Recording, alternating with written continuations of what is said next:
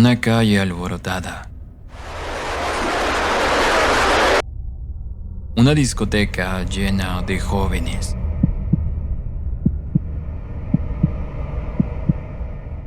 Un almacén envuelto en humo.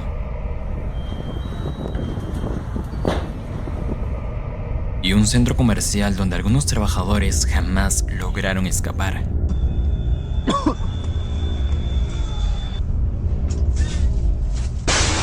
Aunque ocurrieron en distintos años, esas tragedias tienen algo en común. Todas comenzaron con fuego y todas dejaron una herida que en el Perú aún recuerda. Por eso hoy conocerás 4 de los incendios más impactantes de Perú. El 29 de diciembre de 2001, el Perú presenció una de las tragedias urbanas más devastadoras de su historia. Más de 270 personas perdieron la vida, cientos resultaron heridas y varias cuadras del centro de Lima quedaron reducidas a cenizas. Pero detrás de las llamas existe una pregunta mucho más inquietante. ¿Fue realmente un accidente o una tragedia que llevaba años construyéndose? Para responderla, debemos regresar a Lima de comienzos del siglo XXI.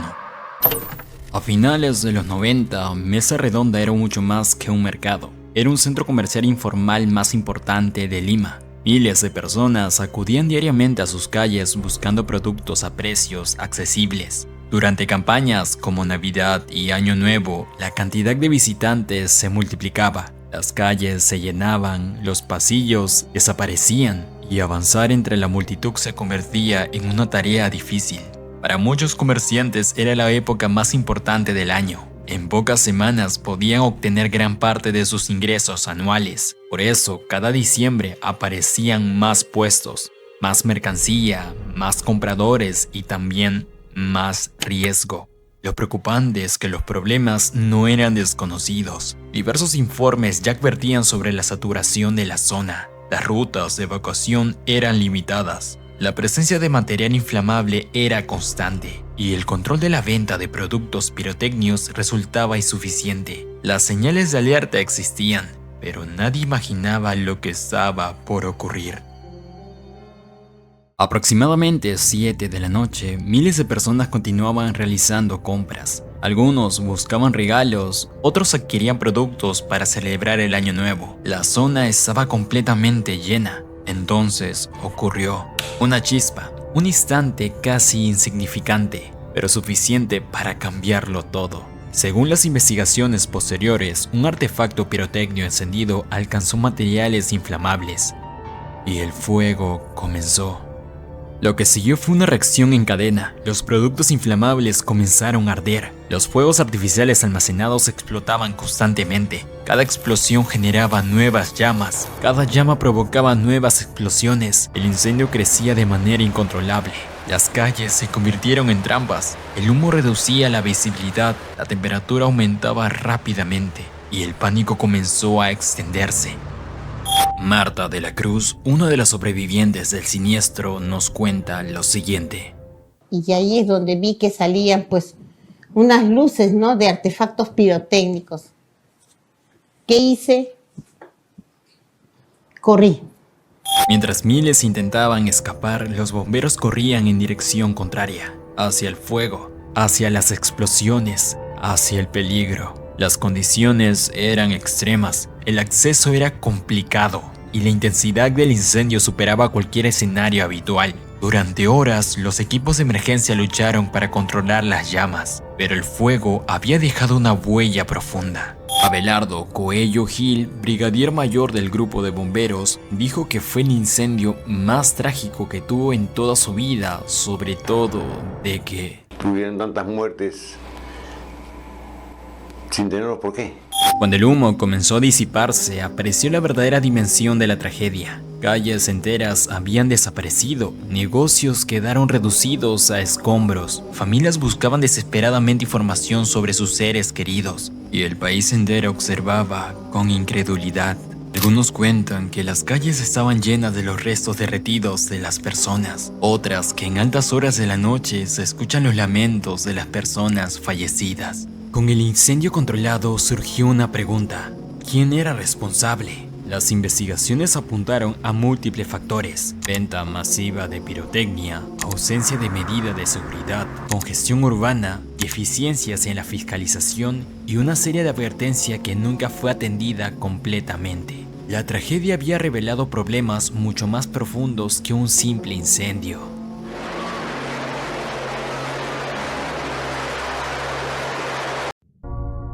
La tragedia de Mesa Redonda conmocionó al país entero. Miles de personas exigieron cambios, se prometieron mayores controles, más fiscalización y mejores medidas de seguridad. Parecía que una tragedia de esa magnitud jamás volvería a repetirse, pero apenas 7 meses después, el Perú volvería a enfrentarse al horror. Esta vez no sería un mercado abarrotado, ni en calles del centro de Lima. Sería un lugar donde cientos de jóvenes habían acudido para divertirse. Una noche de fiesta, música, luces, celebración y una tragedia que cambiaría para siempre la historia de la discoteca Utopía.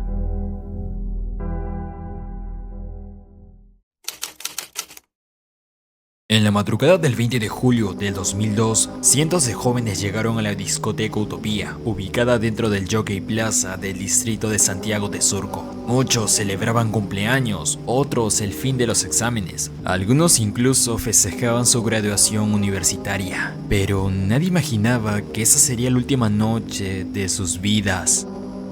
Aquella noche se realizaba una fiesta llamada Su, organizada por el lanzamiento de una fragancia de Hugo Boss. Los organizadores querían ofrecer un espectáculo nunca antes visto. Y vaya que lo consiguieron. Dentro de la discoteca habían llevado un león, un tigre de Bengala, un chimpancé y hasta un caballo, todos provenientes de un circo mexicano. Los animales recorrían el local mientras cientos de asistentes observaban sorprendidos. El espectáculo también incluía antorchas, lanzallamas y efectos con fuego, realizados dentro de un recinto cerrado. Hoy parece una locura, pero aquella noche nadie imaginó las consecuencias. Alrededor de las 13:15 de la madrugada comenzó el espectáculo principal. Uno de los artistas manipuló una antorcha con fuego. Las llamas alcanzaron al material acústico instalado en el techo. Al principio muchos pensaron que era parte del show. Después de todo, el fuego ya formaba parte del espectáculo. Pero en cuestión de segundos, el humo comenzó a llenar el lugar. La música se detuvo. Las luces desaparecieron entre el humo. Y la fiesta se convirtió en una carrera desesperada por sobrevivir. Lo peor estaba por descubrirse. Durante la investigación se determinó que la discoteca no contaba con licencia de funcionamiento y presentaba graves deficiencias de seguridad. No tenía rociadores automáticos, las medidas contra incendios eran insuficientes. El espectáculo con fuego se realizaba en un ambiente con material altamente inflamables. Era una tragedia esperando el momento para ocurrir. Mientras la mayoría intentaba escapar, hubo una persona que hizo exactamente lo contrario. Su nombre era Álvaro Sayán Ormazábal. Hoy muchos lo recuerdan como el Ángel Blanco. Álvaro consiguió salir del incendio. Ya estaba a salvo, pero al mirar hacia atrás escuchó los gritos de quienes seguían atrapados y tomó una decisión que pocos habrían tomado. Volvió a entrar, no solo una vez, sino varias veces. Según los testimonios de sobrevivientes, logró rescatar a 15 personas, pero uno de esos intentos el humo terminó venciendo su resistencia. Álvaro murió por asfixia intentando salvar a la vida de personas que ni siquiera conocía. Mientras muchos luchaban por escapar, él decidió regresar al fuego. Nunca volvió a salir. Aquí todavía se pueden apreciar restos de papeles y además algunas prendas de vestir. Observamos casacas en algunos de los lavatorios, casacas. Cuando las llamas finalmente fueron controladas, la magnitud de la tragedia quedó al descubierto. 29 jóvenes habían perdido la vida. Entre ellos estaban Guillermo Vilogrón Baribia, Melissa Palacios Saldaña, Arturo Leca Fuentes, Daniela Geifo Corgono, Pedro Michael Bujesen Chaluja, entre otras personas más. Pero la tragedia no terminó aquella madrugada. Para muchas familias, recién estaba comenzando. Los padres de las víctimas iniciaron una batalla legal que duraría más de una década. Exigían respuestas y justicia. Sobre todo querían saber cómo era posible que un local con tantas deficiencias hubiera abierto sus puertas al público. Las investigaciones apuntaron a los administradores y propietarios de la discoteca, Percy Nork, Alan Asinoff Gate y Edgar Paz Rabines, entre otros implicados. Los procesos judiciales fueron largos, estuvieron marcados por apelaciones, cambios de tipificaciones penales y nuevas investigaciones. Percy Nork llegó a ser condenado y años después también fueron sentenciados Alan y Edgar Paz. Sin embargo, para las familias la justicia llegó tarde y con penas insuficientes. Incluso algunos padres fallecieron antes de conocer una sentencia definida. Fernando Gomberov, padre de una de las víctimas, resumía el sentimiento de muchas familias. La jueza solamente da 4 años de tiempo, nos parece realmente una atrocidad después de 12 años. ¿No están conformes? No solamente que no estoy conforme, fue innecesario incluso hacernos pasar esta... Recordarle la necropsia. Gracia de cosas que nosotros ya sabíamos, porque cada uno de nosotros recibió la información de la necropsia de ley. Después de tantos años de lucha, una condena de apenas 4 años para algunos responsables era una burla. 10 padres murieron antes de ver el desenlace del proceso judicial. Ya han pasado más de 2 décadas, pero cada 20 de julio las familias vuelven al mismo lugar, llevan flores, encienden velas y recuerdan a los 29 jóvenes que nunca regresaron a casa. Porque aquella noche no solo ardió una discoteca, sino también se apagaron 29 historias que apenas comenzaban. El fuego había dejado una cicatriz imborrable en el país, pero las cicatrices no siempre enseñan. A veces solo anuncian que la historia está a punto de repetirse. 14 años después, el cielo de Lima volvería a teñirse de negro, y otra vez, el fuego pondría al Perú de rodillas. Eran aproximadamente las 4 de la tarde cuando una enorme columna de humo comenzó a elevarse desde un almacén del Ministerio de Salud ubicado en el distrito del Agustino. Al principio muchos pensaron que se trataba de un incendio común, pero bastaron unos minutos para entender que el fuego estaba completamente fuera de control. Dentro del almacén se guardaban miles de cajas con medicamentos, equipos médicos, documentos y material destinado a hospitales públicos de todo el país. El fuego avanzó con rapidez, alimentando por la gran cantidad de material almacenados en el edificio. En poco tiempo, el humo podía verse desde distintos distritos de Lima. Las primeras compañías de bomberos llegaron en cuestión de minutos. Sin embargo, el intenso calor hacía prácticamente imposible ingresar al edificio. Mientras las llamas seguían creciendo, más unidades comenzaron a llegar desde diferentes partes de Lima. La emergencia inmovilizó a cientos de bomberos, cisternas y personal de apoyo. Durante horas, el objetivo ya no era salvar el almacén, era evitar que el incendio se extendiera a las viviendas y fábricas cercanas. La batalla contra el fuego se prolongó durante varios días. El humo cubría gran parte de la ciudad y obligó a recomendar que los vecinos evitaran exponer el aire contaminado. Miles de medicamentos quedaron completamente destruidos. Las pérdidas económicas fueron millonarias y afectaron abastecimientos de diversos centros de salud. Pero el golpe más duro no fue la pérdida de la infraestructura, fue la pérdida de 3 hombres que habían jurado proteger la vida de los demás. Sus nombres eran Alonso Salas Chanduvi, de apenas 25 años, Raúl Liz Sánchez Torres, de 35 años, y Eduardo Porfirio Jiménez Soriano, de 45 años. 3 bomberos voluntarios, 3 padres, hijos y compañeros. 3 hombres que sabían el riesgo que implicaba entrar a ese edificio y que aún así decidieron hacerlo. Sus cuerpos fueron recuperados entre los escombros tras una intensa búsqueda que mantuvo en vilo a todo el país. Miles de personas siguieron la noticia con la esperanza de encontrarlos con vida, pero esa esperanza terminó apagándose junto con las llamas. Las investigaciones posteriores se determinaron que el incendio se originó en una fábrica de calzado contigua al almacén y luego se propagó al complejo del Ministerio de Salud. El caso también abrió un debate sobre las condiciones de seguridad de las edificaciones, el almacenamiento de materiales y los riesgos que enfrentan los bomberos durante este tipo de emergencias. Aquella tragedia dejó una profunda reflexión, porque una vez más el fuego no solo consumió edificios, también cobró la vida de quienes dedican la suya a salvar a las de los demás. El Perú despidió a Alonso, Raúl y Eduardo como los héroes que fueron.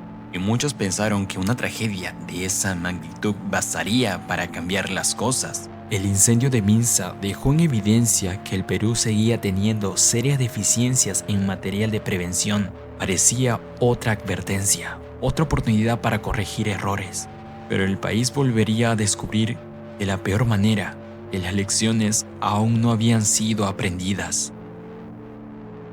Solo habían pasado 7 meses y el fuego volvería a escribir una de las páginas más crueles de la historia del Perú. Esta vez no serían medicamentos los que quedarían atrapados entre las llamas. Serían 2 jóvenes trabajadores, encerrados dentro de un contenedor metálico, sin ninguna posibilidad de escapar.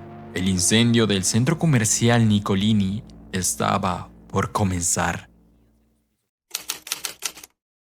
Era una mañana como cualquier otra. Miles de personas caminaban por las Malvinas buscando herramientas, repuestos y equipos electrónicos. El centro comercial Nicolini era uno de los lugares más concurridos de la zona, pero detrás del movimiento comercial existía una realidad muy distinta. Trabajadores informales laboraban durante largas jornadas. Algunos incluso permanecían encerrados en pequeños contenedores metálicos donde reparaban y almacenaban productos. Ese día, 2 de ellos iniciaban su jornada sin imaginar que nunca volverían a casa. Toby Herrera Lania, de 20 años, y Jorge Guamán Romero, de 19. 2 jóvenes con sueños, familia y un futuro por delante. Poco después del mediodía, comenzó el incendio. Las llamas aparecieron en uno de los almacenes del 4º piso. En cuestión de minutos, el fuego empezó a propagarse entre los equipos electrónicos, plásticos y materiales altamente inflamables. Una enorme columna de humo negro cubrió el centro de Lima. Decenas de compañías de bomberos llegaron para enfrentar uno de los incendios más difíciles de los últimos años, pero nadie imaginaba lo que estaba ocurriendo dentro del edificio. Mientras cientos de personas lograban salir, 2 trabajadores seguían atrapados, no porque el fuego les hubiera cerrado el paso, sino porque estaban encerrados dentro de un contenedor metálico con un candado por fuera. Habían sido encerrados para trabajar. Las imágenes del contenedor completamente calcinados dieron vuelta al país y provocaron indignación. ¿Cómo era posible que en pleno 2017 2 personas trabajaban bajo esas medidas? Mientras el incendio continuaba, las familias comenzaron a buscar desesperadamente noticias. Llamaban, preguntaban, esperaban, pero las horas pasaban y nadie sabía dónde estaba Joby y Jorge. Días después, los bomberos encontraron sus cuerpos dentro del contenedor donde habían permanecido encerrados. Ninguno tuvo oportunidad de escapar. La indignación fue inmediata. Las investigaciones revelaron una realidad mucho más grande que el propio incendio. Trabajo informal, condiciones inhumanas, personas encerradas durante horas para evitar robos o abandonar sus puestos, y una cadena de negligencias que terminó costando 2 vidas. Las investigaciones alcanzaron a los empresarios vinculados al negocio, entre ellos José Luis Solís Ríos, conocido como Pepe el Vivo, señalado por presuntamente dirigir una red de comercio informal dentro del edificio. También fueron procesados otras personas relacionadas con el funcionamiento de los talleres y la condición laboral en el inmueble. El caso se convirtió en uno de los mayores símbolos de la explotación laboral en el Perú. Pero para las familias, nada de eso cambiaría la realidad. Joby tenía 20 años y Jorge apenas 19. Salieron de casa para trabajar y terminaron muriendo encerrados dentro de un contenedor metálico. Mesa Redonda, Utopía y Nicolini, 3 tragedias diferentes, 3 escenarios distintos, pero un mismo enemigo: la negligencia, porque el fuego rara vez actúa solo. Así siempre encuentra el camino abierto por decisiones equivocadas, y detrás de cada incendio que marcó al Perú, no solo quedaron edificios destruidos, quedaron familias incompletas, sueños interrumpidos, una pregunta que sigue resonando hasta hoy: ¿cuántas tragedias más pudieron haberse evitado? Si este video te ayudó a conocer una parte de la historia del Perú que no debe ser olvidada, apóyame con un me gusta y suscríbete para seguir creando contenido como este. En este canal exploramos casos reales, misterios, tragedias y sucesos que marcaron la historia, con el objetivo de entender qué ocurrió y por qué nunca debería volverse a repetirse. Yo soy Dan y nos vemos en el próximo caso.